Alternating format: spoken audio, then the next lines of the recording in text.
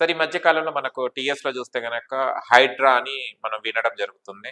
Actually Hydraa Hydraa అని చాలా మంది అంటున్నారు. But what is the full form of Hydraa? So Hydraa commission అనేది చాలా మంచి initiative by Telangana state government. ఈ కమిషన్ ఏర్పాటు చేయడం మిగతా స్టేట్లు కూడా ఇది ఫాలో అవుదని ప్లానింగ్ లో ఉన్నారు. ఓకే. అంటే ఏంటి హైడ్రా అంటే ఏంటి, దీనివల్ల వచ్చే ఉపయోగాలు ఏంటి, నష్టాలు ఏంటి మాట్లాడుకుందాం. ఓకే. హైడ్రా అంటే Hyderabad disaster response and asset protection. Oh. అంటే ఏంటంటే అక్రమ కట్టడాలకు అడ్డుకట్టు, ఓకే.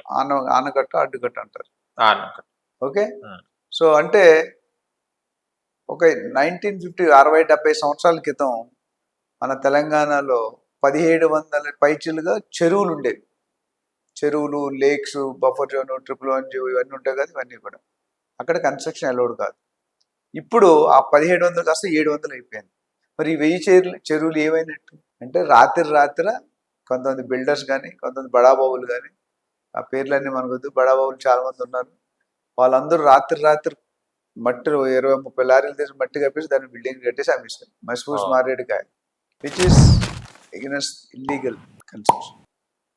సో అక్కడ అర్థం ఏంటంటే ఇప్పుడు పార్కులు ఉన్నాయి మనకి, ప్రతి సొసైటీకి పార్కులు ఉంటాయి, చెరువులు ఉంటాయి, లేక్స్ ఉంటాయి, బఫర్ జోన్ ఉంటుంది, 111 ఉంటుంది, FTL ఉంటుంది. ఇవన్నిట్లో మీనింగ్ ఏంటంటే మోర్ దెన్ 10% కన్స్ట్రక్షన్ కట్టకూడదు. ఎందుకు కట్టకూడదు?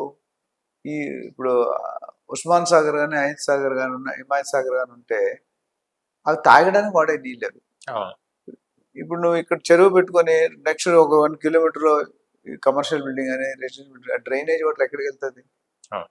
దాంట్లోకి వెళ్తుంది, తాగలేము కదా. అందుకని రూల్ ఏం పెట్టారంటే గవర్నమెంట్, మన చెరువు ఎక్కడైనా ఉంటే చెరువుకి 10 కిలోమీటర్ దూరంలో ఏమీ కట్టకూడదు, చుట్టూ సర్కిల్. ఆ తర్వాత కట్టుకోవచ్చు. ఇప్పుడు ఎయిర్పోర్ట్ ఉందనుకో, హైరైజ్ ఇవ్వడు. ఎందుకు ఇవ్వడు? ప్లేన్ టేక్ ఆఫ్ చేసిన ల్యాండ్ ప్రాబ్లం అవుతుంది, బిల్డింగ్లు కూలిపోతాయి. అందుకని ఎయిర్పోర్ట్ దగ్గరలో ఎప్పుడు హైరైజ్ ఇవ్వడు, మ్యాక్సిమం 5 ఫ్లోర్లు 6 ఫ్లోర్.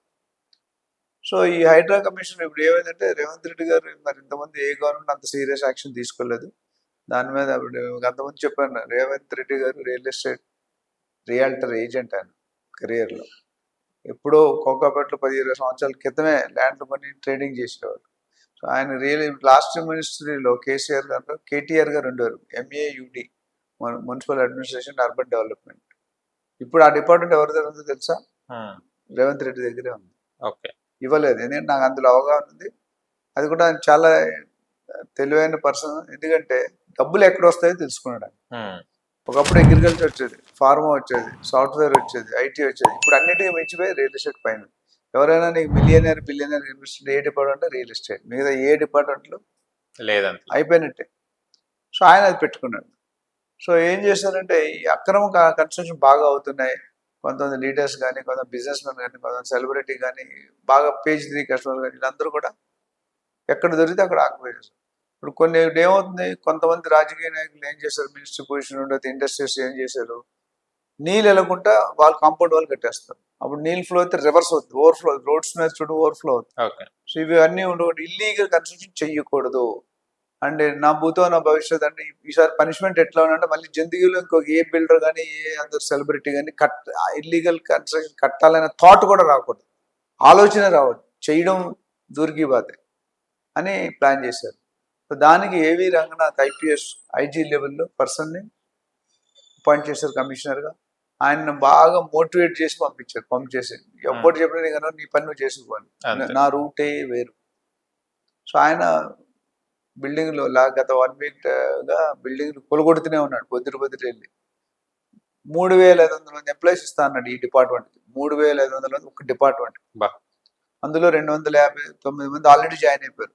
3 గ్రూప్ 1 కేడర్ ఆఫీసర్లు, circle inspectors, sub inspectors, assistant sub inspectors, head constables, home guards, constable. మిగతా ఇందులో అన్ని 3500 ఎవరు ఉంటారంటే అన్ని రకాల విభాగాలు, GHMC, HMD, DTCP, revenue, RERA, appellate, అంటే రకరకాల బాడీలు. ఎందుకంటే అది కూల్చాలంటే ఇప్పుడు నువ్వు 100 కోట్లు పెట్టి బిల్డింగ్ కట్టాడు బిల్డర్, నువ్వు కూల్చాలంటే నీకు ఎంత ధైర్యం ఉండాలి? 100 కోట్లు అమ్మి బయర్ కొనుక్కున్నారు, ఆ బయర్ పరిస్థితి ఏంటి? మోసం చేసిన నుంచి బిల్డర్, నష్టపోయేది బయర్. అయితే ఇందులో బయర్ తప్పు కూడా ఉంది, కొనుక్కున్నాడు వెరిఫై చేసుకోవాలి కదా. ఇది ఏ సర్వేలో వస్తుంది, ఏ జోన్లో ఉంది, రెసిడెన్షియల్ జోన్లో ఉందా, బఫర్ జోన్లో ఉంది, అది తెలుసుకోలేదు కాబట్టి పనిష్మెంట్. టిట్ ఫర్ టాట్, నువ్వు తప్పు చేస్తే నేను ఊరుకోను. ఇది దీని తాలూకా కార్యక్రమాలు. సో పరిణామం అయితే మంచిదే. ఎంతవరకు కొంచెం ఆల్రెడీ కొన్ని వ్యతిరేక రూలింగ్ గవర్నమెంట్లో ఉన్న ఎమ్మెల్యేలే వ్యతిరేకంగా మాట్లాడుతున్నారు సీఎంకి. ఎందుకంటే వాళ్ళ ప్రాపర్టీస్ కూడా ఉండొచ్చు మనది. అవును. ఉన్నట్టుంటే ఇన్ని సంవత్సరాలు లేదు, సడన్ గా ఇస్తే షాకింగ్ కదా. అవును. షాక్ ట్రీట్మెంట్ లా ఉంటుంది. మన హాస్పిటల్ అయితే షాక్ ట్రీట్మెంట్ ఇస్తారు. సో అది భరించలేకపోతారు, తట్టుకోలేకపోతారు. అయితే ఇది ఆగుతారా? ఇప్పటివరకు అయితే ఆగలేదు, ఫుల్ స్వింగ్ లో జరుగుతుంది. ఆల్రెడీ కొన్ని కంప్లైంట్స్ వెళ్ళి అపోజిషన్ పార్టీ ఫామ్ హౌస్లు కానీ ఇవన్నీ కూడా టార్గెటింగ్. వాళ్ళ నుంచి వీళ్ళు ఫామ్ హౌస్ టార్గెట్ చేస్తారు, వీళ్ళ నుంచి వాళ్ళ ఫామ్ హౌస్ టార్గెట్. ఫామ్ హౌస్లు అన్నీ కూడా బఫర్ జోన్లోనే ఉంటాయి. కానీ కొన్ని ఏరియాలు కట్టొచ్చు, కొన్ని ఏరియాలు కట్టకూడదు. Yes. ఇవన్నీ చూసుకుంటే ఇల్లీగల్ కన్స్ట్రక్షన్ వాళ్ళకి మంచి గుణపాఠం. మళ్ళీ కట్టకుండా ఉండడానికి. నేను స్ట్రాంగ్ పవర్స్ ఇచ్చారు. నీకు వేరే డిపార్ట్మెంట్ సంబంధం ఎవడు వచ్చినా ఆగొద్దు. ఒక 100 మంది 200 పోలీసులు ఒక బిల్డింగ్ కొలం పెట్టి ఎమ్మెల్యేలు ఎంపీలు వస్తున్నారు, వాళ్ళు అక్కడనే పంపించేస్తారు, లోన కూడా రానిట్లే. అచ్చా. So very serious. సో దీనివల్ల పబ్లిక్ అంటే వీళ్ళు ఆక్యుపై చేసిన భూములన్నీ పబ్లిక్ స్థలాలు. పబ్లిక్ పార్క్ కానీ, పబ్లిక్ రోడ్లు కానీ, పబ్లిక్ లేక్స్ కానీ, పబ్లిక్ చెరువులు కానీ, పాండ్స్ కానీ, ఇవన్నీ కూడా మనవి. మనం ట్యాక్స్లు కట్టి మెయింటైన్ చేస్తాం. అంతే కదా, ప్రాపర్టీ ట్యాక్స్ మనం కడుతున్నాం. దాన్ని కరెక్ట్ కాదు.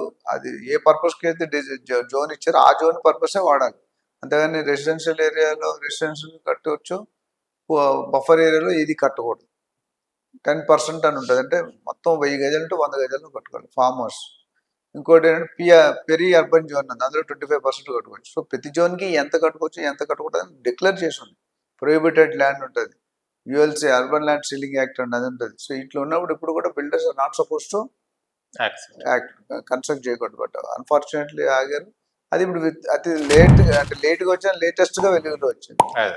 సో దాన్ని చూడాలి. పరిణామం అయితే మంచిది. ఎంతవరకు కొనసాగిస్తారు, గవర్నమెంట్ ఎంతవరకు దాన్ని భరిస్తారు, వ్యతిరేకంగా ఎంతవరకు విత్స్టాండ్ చేస్తారు అనేది we have to wait and see. So దీని మీద ఏమైనా డీటెయిల్స్ ఉంటే మనకు కాల్ చేస్తే మీకు కనుక